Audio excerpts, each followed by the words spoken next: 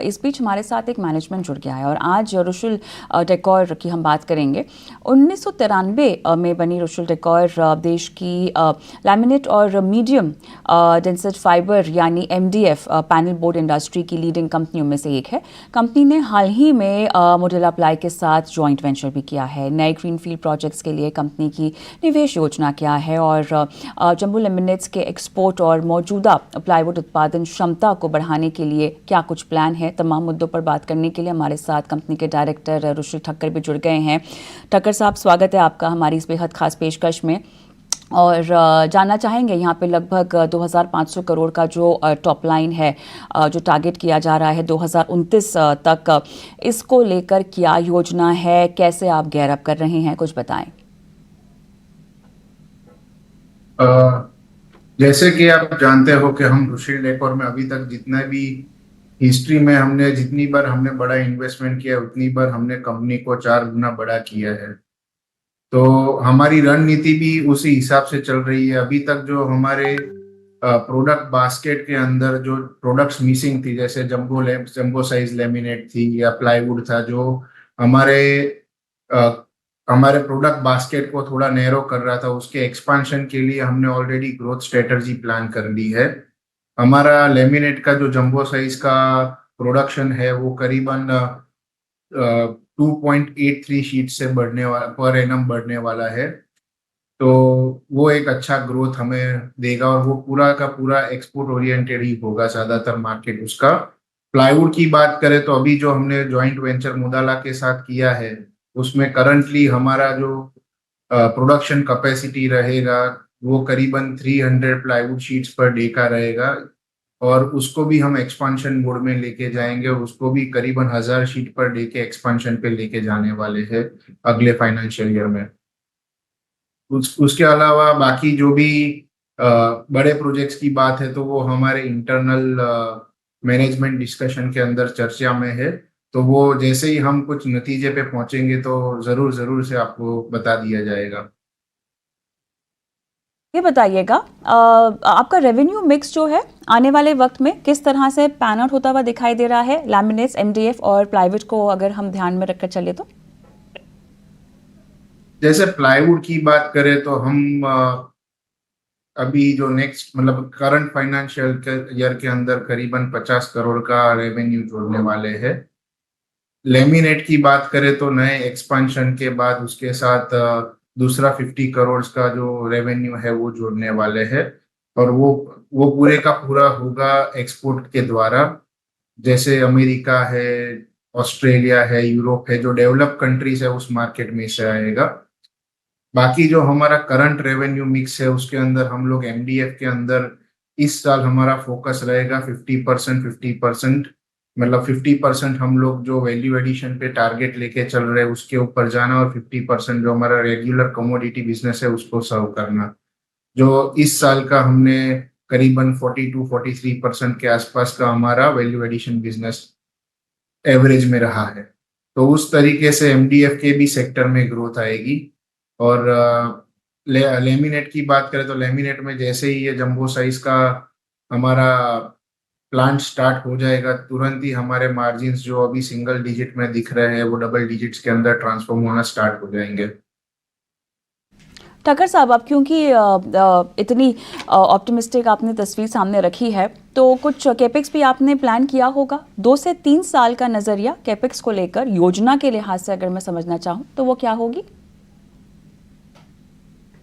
Capex हाल फिलहाल जो हमने प्लान किया है वो अभी प्लाईवुड का और लेमिनेट का जंबो साइज का ही है। उसके अलावा जितने भी सारे कैपेक्स प्लान है वो हमारे मैनेजमेंट के इंटरनल डिस्कशंस के अंदर है, जो रहेंगे थोड़े बड़े ही इन कंपैरिजन टू दिस जो अभी हमारे कैपेक्स प्लान है। तो वो थोड़ा एक स्ट्रेटेजिक डिसीजन है जो मैनेजमेंट इंटरनली डिसाइड करके देना चाहता है। तो उसके लिए थोड़ा लंबा समय जा रहा है मुझे पता है, पर फिर भी हम जब एक बेटर अनाउंसमेंट के साथ आएंगे तो एक बेटर रिजल्ट भी हमें दिखेगा। हमें ओवरऑल अगर हम टोटल एमडीएफ के मैन्युफैक्चरिंग की बात करें, किस तरह से मार्केट साइज के लिहाज से ये पूरी तस्वीर उभर रही है भारत में, और रुशुल डेकोर का यहाँ पर मार्केट शेयर भी अगर मैं समझना चाहूँ तो कितना है और कितना बढ़ेगा? एमडीएफ की बात करें तो करंटली अभी हम देखने जाए तो हर साल करीबन उसका कैगर है वो 20% के आसपास हमने नोट किया है। एमडीएफ में हमने पहले थोड़ा विचार विमर्श किया था, तब वैसा सोचा था कि एमडीएफ इंडस्ट्री 2025 में 5,000 करोड़ का इंडस्ट्री बनेगा। वो आज हम देखने जाए तो ऑलरेडी हम लोग 6,000+ करोड़ पे तो पहुंच चुके हैं एज अ एमडीएफ इंडस्ट्री। तो डिमांड की बात करें तो डिमांड एमडीएफ की दिन पर दिन बढ़ती जा रही है। उसके यूजेज की बात करें तो यूजेज भी बढ़ते जा रहे हैं। अभी मार्केट की बात करते हैं तो मार्केट के अंदर जो हमारा इंपोर्ट के साथ जो कंपटीशन होता है उसमें वो हमारे कमोडिटी प्रोडक्ट के साथ होता है। हमारा वैल्यू एडिशन जो प्रोडक्ट बिजनेस है वो हमारा वैसा बिजनेस है कि जो हमें इंपोर्ट के साथ कॉम्पीट नहीं करना होता है। तो हमारा फोकस भी अगले साल की रणनीति में वही है कि हम ज्यादा से ज्यादा वैल्यू एडिशन को सेल करके हमारे रेवेन्यू मिक्स में हम अपर साइड स्ट्राइक कैसे लाए रियलाइजेशन में, वही हमारा प्रयास है।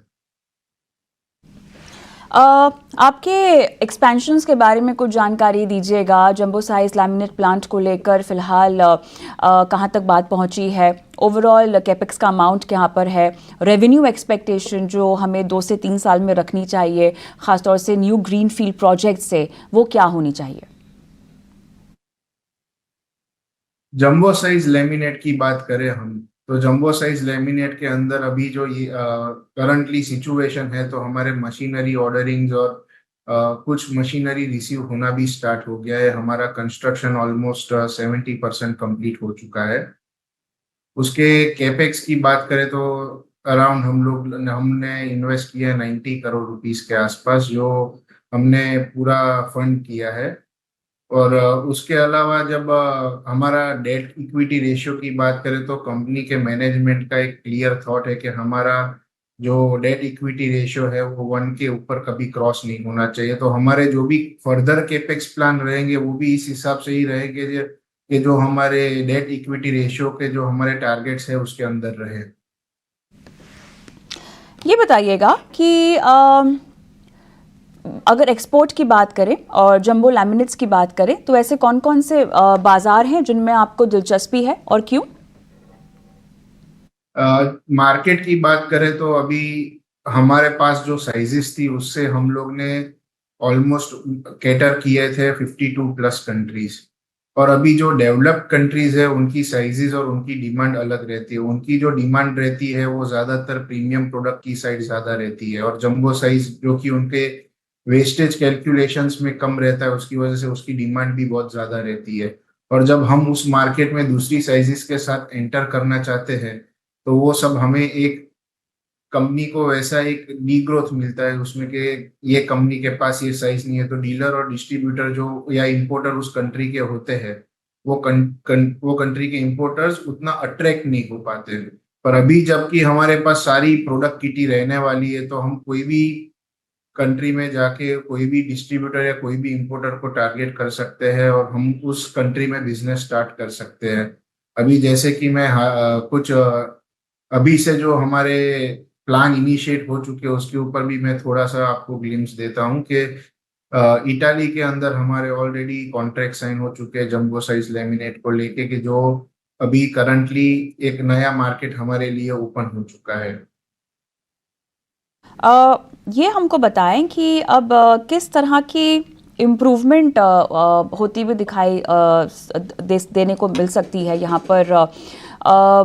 रियलाइजेशन की अगर हम बात करें लेमिनेट और एमडीएफ की आने वाले कुछ वित्त वर्षों में, किस तरह की रियलाइजेशंस की उम्मीद हमें रखनी चाहिए, किस तरह के इम्प्रूवमेंट ऑफ रियलाइजेशंस की उम्मीद रखनी चाहिए?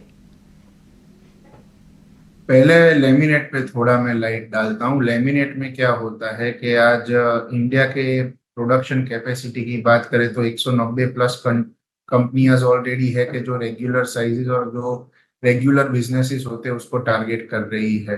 तो उसकी वजह से वो उसके जो कंपटीशन होती है हैवी होती है।